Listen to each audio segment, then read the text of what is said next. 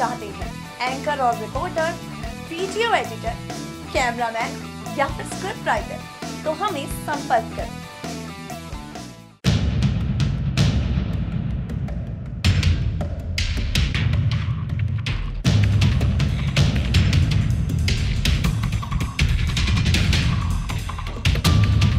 नमस्कार, आप देख रहे हैं स्पेन 9 न्यूज और मैं हूं राशिद अली। जी हां, महाराष्ट्र में बीजेपी और शिवसेना की सरकार है। दोनों पार्टी एक दूसरे की सहयोगी हैं, लेकिन शिवसेना सहयोगियों जैसा बर्ताव नहीं करती बीजेपी के साथ। और ये आरोप क्यों लगते हैं? वो लंबे दौर चला आ रहा है।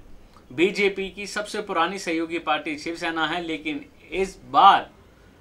ये कहना मुश्किल है कि वो आगे भी बीजेपी की सहयोगी रहेगी या नहीं रहेगी, क्योंकि हाल के दिनों में जो असमंजस की स्थिति दोनों के बीच पैदा होती दिखी है, जो दोनों की राहें जुदा होती दिखी हैं, उससे साफ जाहिर लगता है कि शिवसेना बीजेपी से खुश नहीं और वो जल्द ही किनारा कर सकती है। लेकिन टिकी है तो शायद बस इसमें कि उसकी सरकार है। और अब शिवसेना बीजेपी के ही खिलाफ बोलती है और क्या क्या बयानबाजी करती है और खुलकर करती है और कितने आरोप लगाती है, ये मैं आपको दिखाने वाला हूं अपने खास प्रोग्राम में। चलते हैं, जिसमें वो पीएम मोदी और बीजेपी सरकार को खुलेआम घेरते नजर आए हैं। तमाम उन लोगों के साथ जिन्हें बीजेपी सरकार में फायदा पहुंचाया गया, तमाम उन मुद्दों पर जो बीजेपी सरकार में घटे, अब वो कोई सा भी मुद्दा हो। जी हां, तमाम मुद्दे इसमें जिक्र हैं और मैं आपको सीधे लेके चलता हूं। भ्रष्टाचार पर बहस में शिवसेना का सवाल, पीएम की रैलियों के लिए कहां से आता है पैसा? भ्रष्टाचार पर रोक संशोधन विधेयक पर चर्चा के दौरान शिवसेना के सांसद अरविंद सावंत ने कहा कि चुनाव के समय प्रधानमंत्री को अपने पद से इस्तीफा दे देना चाहिए और एक सांसद की तरह प्रचार करना चाहिए, ताकि पता चले कि चुनाव जीतने के लिए क्या करना होता है। जाहिर सी बात है, पीएम मोदी अगर यहाँ तक पहुंचे हैं तो चुनाव जीत कर ही पहुंचे हैं। पहले वो पीएम नहीं थे, अगर पीएम बने तो धीरे धीरे ही बने और उन्हें अच्छी तरह से पता है। लेकिन नेताओं के एक आरोप लगाने का तरीका होता है और वो कुछ भी आरोप लगा देते हैं, लेकिन ये नहीं देखते कि वो सही है गलत। लेकिन इस दौरान उनकी कितनी बातें सही और गलत और क्या क्या आरोप हैं, ये हम देखेंगे और आपको दिखाएंगे। केंद्र और महाराष्ट्र सरकार में भाजपा की सहयोगी पार्टी शिवसेना ने भ्रष्टाचार के सवाल पर प्रधानमंत्री नरेंद्र मोदी पर सीधा हमला बोला है। देख सकते हैं आप, सीधा हमला बोला है। वो इशारों में बात नहीं करती, वो सीधा बात करती है।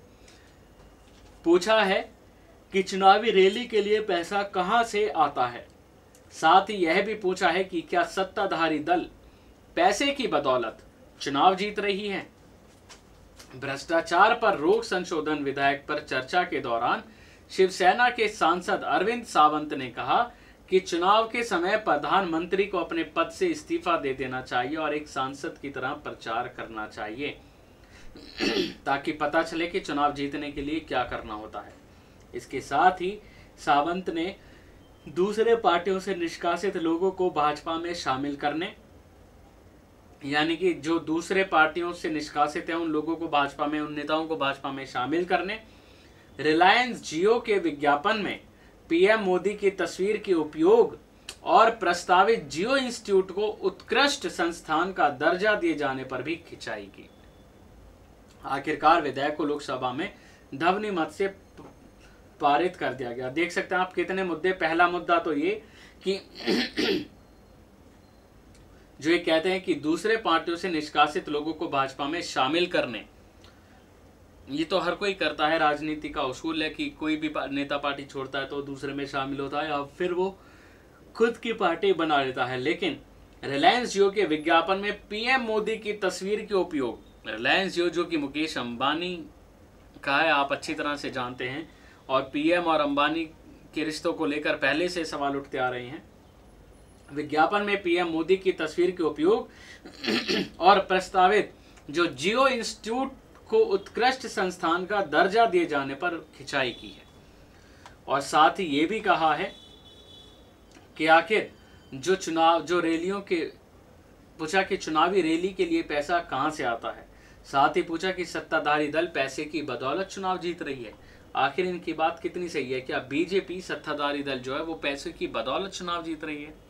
इसमें कितनी सच्चाई है और कितनी नहीं, ये तो हम नहीं बता सकते। लेकिन आखिर ये आप निर्णय लेंगे, ये जनता का काम है कि इस पर वो क्या निर्णय ले सकती है। चर्चा के दौरान शिवसेना सांसद ने कहा कि यदि वे सच में भ्रष्टाचार के विरुद्ध लड़ना चाहते हैं, यानी कि बीजेपी, पीएम मोदी, तो सत्ताधारी दल को दिल से बोलना चाहिए और बताना चाहिए कि वह चुनाव कैसे लड़ रहे हैं। प्रधानमंत्री किसी एक पार्टी से निलंबित नहीं होते, बल्कि वह पूरे देश से होते हैं। माफ कीजिएगा, प्रधानमंत्री किसी एक पार्टी से संबंधित नहीं होते। जी हाँ, प्रधानमंत्री जो है वो किसी एक पार्टी के नहीं होते, वो पूरे देश के होते हैं। जब प्रधानमंत्री किसी रैली को संबोधित करने जाते हैं तो उसका खर्च कौन उठाता है? क्या यह पार्टी द्वारा उठाया जाता है या सरकारी फंड से होता है? जी हाँ, ये तो एक मुद्दा। अब एक और मुद्दे पे वो क्या कहते हैं, नोटबंदी के मुद्दे पर सावंत ने कहा कि ऐसा विश्वास किया गया था कि इससे काला धन, भ्रष्टाचार और आतंक पर लगाम लगेगी। नोटबंदी जब की गई थी तो वो दौर कोई नहीं भूल सकता कि 8 नवंबर को प्रधानमंत्री नरेंद्र मोदी ने फैसला लिया और शाम से ही इस पर कैसी बातें होने लग गईं और ये पता लगा कि आखिर अब कैसे लगाम लगेगी। काला धन वापस आएगा, भ्रष्टाचार रुकेगा और जो भी इसमें गतिविधियां बताई गई हैं कि आतंकवाद पर लगाम लगेगी, ये सभी बातें बताई थी। लेकिन उसके बाद आखिर इन पे क्या हुआ? नोटबंदी करने से क्या हासिल हुआ? देश की तमाम जनता परेशान हुई। हालांकि बड़े बड़े नेता इसमें लाइनों में नहीं दिखे, लेकिन इसमें साफ पता चला कि सरकार ने एक भी बार ये नहीं बताया कि इससे फायदा क्या हुआ, जो कि एक सोचने वाला विषय है। क्या इनमें से कोई भी लक्ष्य पूरा हुआ? क्या आतंकी घटनाओं में कमी आई? क्या काला धन वापस आया? क्या भ्रष्टाचार रुका? यदि ऐसा हुआ होता तो करीब 600 लोग और हमारे जवान कैसे मरे? सही बात है, हम इस मामले में पूरी तरह फेल हो गए हैं। मैं जुमला नहीं चाहता, लेकिन प्रधानमंत्री को अपने पद से इस्तीफा देकर चुनाव लड़ना चाहिए। तब उन्हें पता चलेगा कि पैसा कहां से आता है। सरकार पर भ्रष्टाचार को लेकर बहस न करने के आरोप पर उन्होंने कहा कि आप सभी भ्रष्टाचारी लोगों को अपने साथ शामिल कर रहे हैं। उन्होंने साफ कहा, वे आपके साथ आने के बाद वाल्मीकि बन जाते हैं। आप उन्हें जेल भेजने की धमकी देते हैं, लेकिन जब वे आपके साथ आ जाते हैं तो वो पाक साफ हो जाते हैं। ऐसा किसके लिए उन्होंने कहा है, किन नेताओं पर निशाना साधते उन्होंने कहा है, ये आप सोचिएगा जरूर। इससे पहले लोकसभा में पारित होने के लिए विधेयक को स्थानांतरित करते हुए प्रधानमंत्री कार्यालय के राज्य मंत्री जितेंद्र सिंह ने कहा कि प्रस्तावित कानून सरकार की पारदर्शिता और उत्तरदायित्व बढ़ाने और कानून के तहत प्रावधानों के कड़े प्रावधान बनाने के लिए है। जी हाँ, यह सरकार का भ्रष्टाचार के प्रति जीरो टॉलरेंस नीति को दर्शाता है।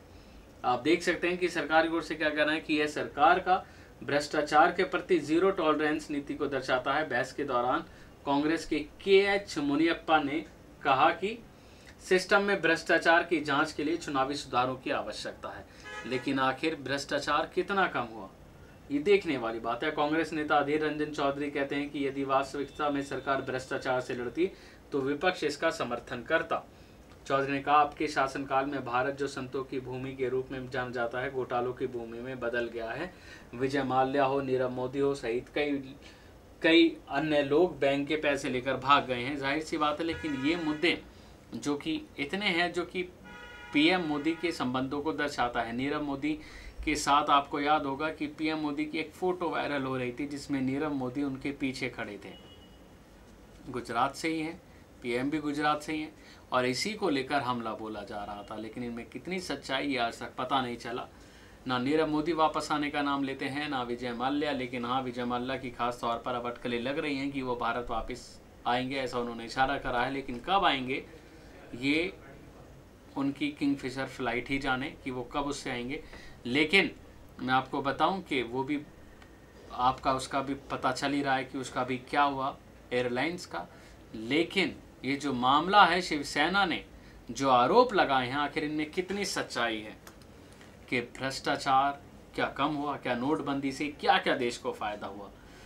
पीएम मुकेश अंबानी की जियो कंपनी, जो कि उसमें पोस्टर लगता है और उस जियो के इंस्टीट्यूट उसके संस्थान को उत्कृष्ट इंस्टीट्यूट बताते हैं, आखिर उसका दर्जा देते हैं, आखिर इसमें कितनी खामियां आपको लगती हैं, इसके पीछे क्या तर्क आपको लगता है कि सच में वो है या फिर पीएम ने उसको बढ़ावा दिया, उस बिजनेस को बढ़ावा दिया? आखिर क्या किया? क्या पीएम से अंबानी के रिश्तों को लेकर जो बात कही क्या सच में संबंध है? और ये कही जाती है कि पीएम ने कि बीजेपी सरकार में कुछ बड़े बड़े कारोबारियों को, धन कुबेरों को फ़ायदा पहुंचा और बाकियों को नहीं पहुंचा। इसमें कितनी सच्चाई है देखने वाली बात होगी। बीजेपी सरकार सबका साथ सबका विकास करती है या फिर महज चंद लोगों का विकास करती है? तो आज के लिए बस इतना ही। अगली बार फिर होगी मुलाकात किसी खास मुद्दे के साथ। दीजिए इजाज़त। नमस्कार।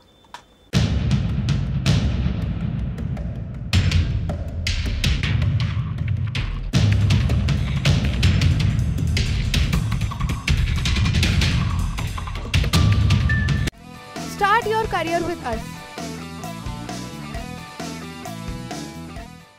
अगर आप भी बनना चाहते हैं एंकर और रिपोर्टर, वीडियो एडिटर, कैमरामैन या फिर स्क्रिप्ट राइटर, तो हमें संपर्क करें।